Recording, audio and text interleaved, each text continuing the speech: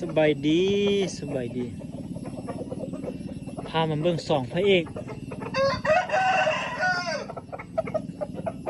เขาฟ้าเละกดมังกร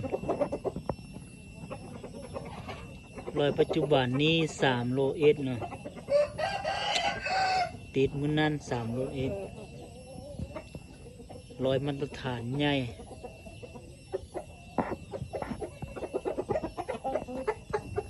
ความเฮานี่ความสมบูรณ์นี่สมบูรณ์ดีเลยโคตรโลเลยโลเป็นเจ้าของ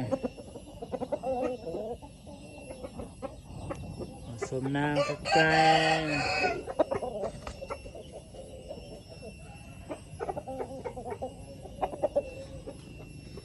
เฮาแท้เขาฟ้า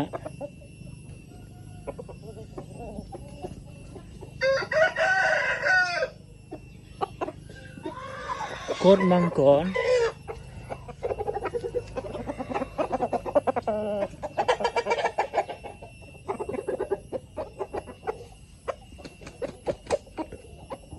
มังกรนี้แค่งามเลย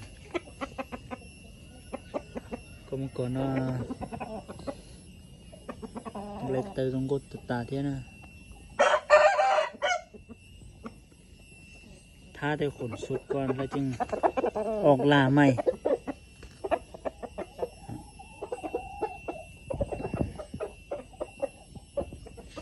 ขนยังบุสุดถ้าขนสุดแล้วออกล่าใหม่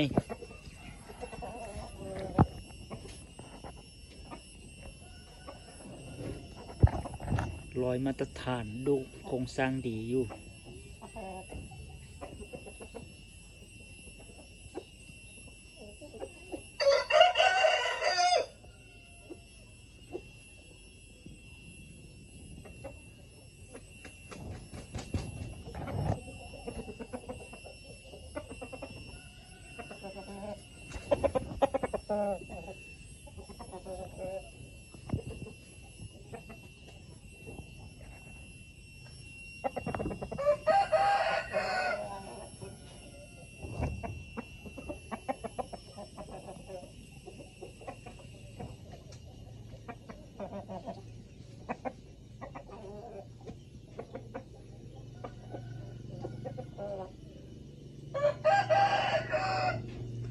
ลูกจังงูเฮา